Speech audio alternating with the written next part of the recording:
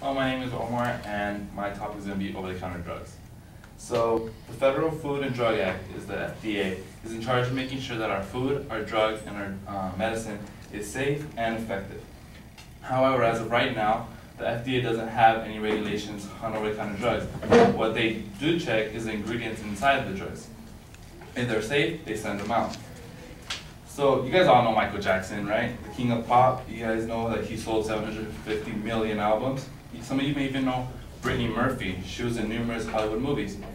What do they have in common? They have in common that they're both very successful, they were under a lot of pressure, and they're all famous. So both of these abused over-the-counter drugs, but what their preferred was sleeping pills. They both abused sleeping pills, yet that wasn't the drug that killed them. They started with sleeping pills and took higher doses of stronger medicine. So my main claim is that non-regulations of over-the-counter drugs that contain DXM can cause death. So the definition of over-the-counter drugs is drugs that anyone could buy without prescription. For example, cough syrups, diet pills, sleeping pills, laxatives, those are over-the-counter drugs. Some may argue that the FDA should keep these non-regulation drugs because the drugs are safe and because it is good that they're easily accessible. My three claims against that is that the sale of over-the-counter drugs without prescription is dangerous. People use over-the-counter drugs as a replacement for illegal drugs, and over-the-counter drugs can be addictive. For starters, over-the-counter drugs without prescription is dangerous because anyone could buy these drugs, and as much as they want. Dextromethorphan, is also known as DXM, costs just a few dollars as compared to more expensive illicit drugs. DXM is a chemical known to be in over 120 over-the-counter drugs that can cause people to get high. According to a report in the December issue of Archive of Pediatrics and Adolescent Medicine, the number of abuse cases of DXM in California increased tenfold from 1999 to 2004. The non-regulation of drugs causes a repetition, and the consumption of it can lead to health problems. Non-regulation of drugs makes it more accessible for consumers to obtain legal yet dangerous drugs because they are located in pharmacies, supermarkets, and drugstores. The Drug Enforcement Administration classifies DXM as a drug of concern because if misused, it can be very dangerous. However, there are no legal restrictions on purchasing the drug. Drug manufacturers have expressed sympathy regarding the concern of the DXM abuse, but have resisted efforts to restrain access to consumers. Since the late 1900s, DXM abuse has increased among adolescents, in part because the drug is easily accessible and is perceived to be safe. Severe side effects have been reported at high doses like rapid heartbeat and high blood pressure. David Johnson, he's a high school senior in Northern California. He was quoted in an article saying that he uses over-the-counter drugs to get high because he gets the same intensity from weed, but he believes that it is safer because it was passed by the FDA. That is not the case because these drugs are also dangerous if they are abused. The California Poison Control System, CPCS, is a 24-hour emergency telephone service. During the 6-year period between 1999 and 2004, 1,411 calls to the CPCS were recorded to be DMX abuse. So, over-the-counter drugs also used as a replacement for illegal drugs because over-the-counter drugs are easily accessible. Over-the-counter drugs, especially cough and cold medication, are becoming very popular as recreation drugs for young adults between the ages of 13 and 18 years of age. 1 teen in every 10 was reported to use cough syrup to get high, and they weren't even sick. Over-the-counter drugs are abused when mixed with alcoholic beverages to get an intense high. Large doses of these over-the-counter drugs with alcohol have the side effects of out-of-body hallucination up to 6 hours.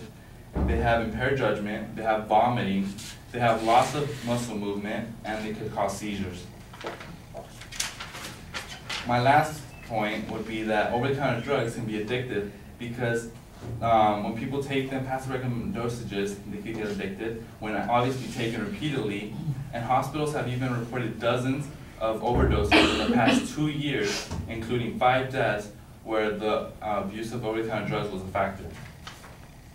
In conclusion, The sale of over-the-counter drugs without prescription can be dangerous. People use over-the-counter drugs as a replacement for illegal drugs. And lastly, the over-the-counter drugs can be addictive. So as you can see, the DXM abuse is increasing, particularly in adolescents younger than 18 years of age.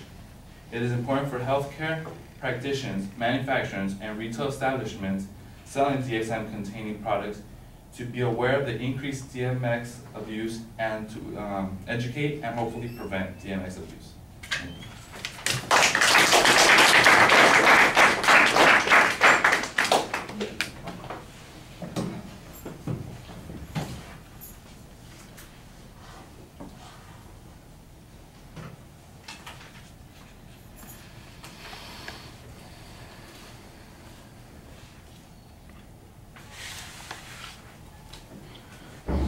All right, the phrasing on the proposition is a little awkward, but the proposition is pretty clear. It's, your argument that it's the non-regulation that leads to the deaths, I think that's an interesting point.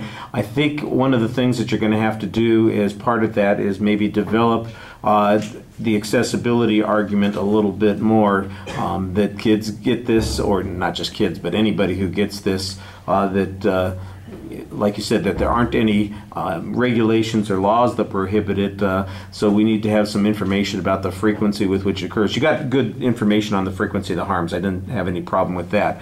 But the abuse issue and how widespread the abuse is, the closest you get to something like that is you have one statistic that says 1 in 10 teens have used it for this.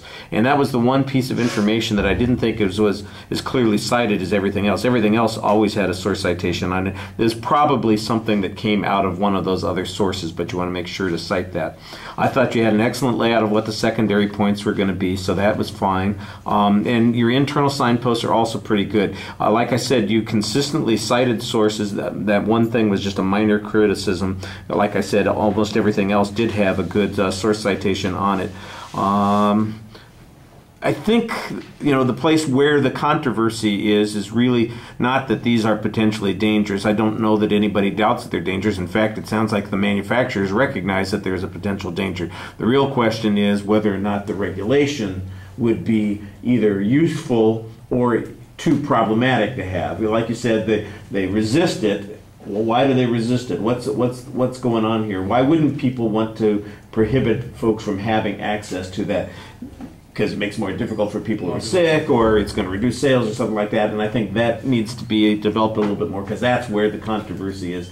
I don't expect that somebody's going to get up and say, oh, take all the cough syrup you want. That's not going to be a problem for you. That's not going to be the response that the people have to make. The argument will have to be as to why it is that what we have now is insufficient, and I think you only start to talk about that a little bit. The other thing, just a couple things on presentation. Sometimes it sounds a little bit like you're reading, and you need to be a little bit more relaxed with the pronunciation because it comes across a little awkward, and you ought to lose the hat while you're speaking too.